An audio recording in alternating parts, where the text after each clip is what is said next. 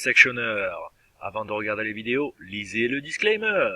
Je vous rappelle que cette vidéo n'est absolument pas un conseil en finance.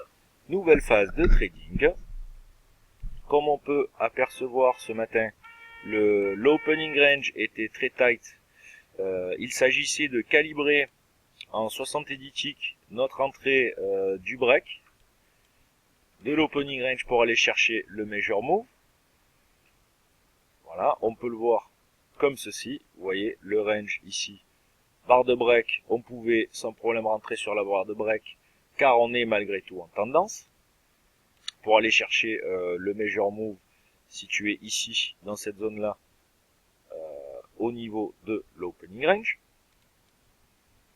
Ensuite là les cours ont formé pareil un wedge dwelling line setup sur cette micro bull TL. On peut le voir en 5 minutes. Donc là il était bon de rentrer sur les signes de trend resumption pour essayer d'aller rechercher les derniers plus hauts à 77. Prochain point d'achat, petit point d'achat sur cette micro bull TL. Point d'achat majeur sur la major bull TL. Là ici, où je suis déjà placé, c'est un ordre qui coûte pas grand chose et qui peut quand même mettre en place un nouveau swing de qualité. Maintenant attention, on forme quand même un expanding triangle comme on peut le voir ici. On a 3 touches sur le haut.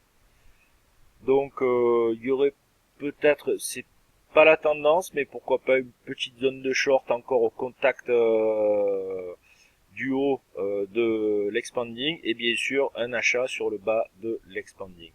Après niveau micro-chirurgical, on peut jouer tous les moving average sur la moyenne mobile. On peut très bien jouer ce niveau-là à 842. Le précédent niveau de break à 854, bon, il a déjà été joué. Ça représentait le 61,8 de notre leg de hausse. Voilà, à ce niveau-là. Bref, vraiment du petit scalp rapide entre ces deux bornes. Et sur les bornes, par contre, d'intervention, une bonne... là, il y aura des bons trades à faire.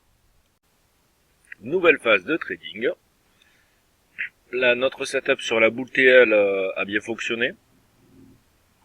Que ce soit sur un wedge bull flag ou alors sur le rebond TL, on a pu bénéficier d'une montée sous forme de spike, avec un H1 là aussi encore préférentiel. Là, idem, H2 sur spike. Bon là, on a une zone de ranging, on a atteint les 900, c'est l'objectif daily de l'ARB, du break de l'ARB. On est sur R1 jour, on n'arrive pas à le casser. Donc bon, je pense qu'après après cette montée, on va faire un beau flag de pause avec des setups profitables dans les deux sens. Pour les opportunités, et il va falloir quand même attendre la délimitation correcte de notre zone de ranging avec 1, 2, 3 points. Pourquoi pas avoir un quatrième ici. Et puis après traiter cette zone de ranging en price action. CAC 40 fin de journée et fin de semaine. Donc en daily, eh bien on a atteint plus vite que prévu les 4900 annoncés, donc qui était l'objectif de l'ARB de sortie du gros ranging. On valide en clôture donc la belle spike de break et le breakout de cette zone de ranging depuis fin août. Donc là, le deuxième palier sera les 5200, ni plus ni moins. On aura quand même une petite résistance dure ici à 5026 plus exactement. On peut tout à fait dire 5000 aussi car ce sera un chiffre rond et je pense que les algorithmes réagiront pas mal dessus. En une heure, la spike n'a cessé de croître. Là, on va certainement former un petit flag de pause pour ensuite réactiver. Voire un petit pullback serait sain, je dirais, pour mettre en place une petite prise de bénéfice. Et pourquoi pas en 5 minutes se réappuyer sur notre boule TL qui coiffe les cours depuis ce matin. Sinon rien de spécifique à attendre pour cette fin de séance jusqu'à la clôture au niveau des futurs CAC. Et par rapport au marché américain, là on forme un petit channel descendant. Vous pouvez être cassé à la hausse. On a du mal à breaker notre micro boule TL.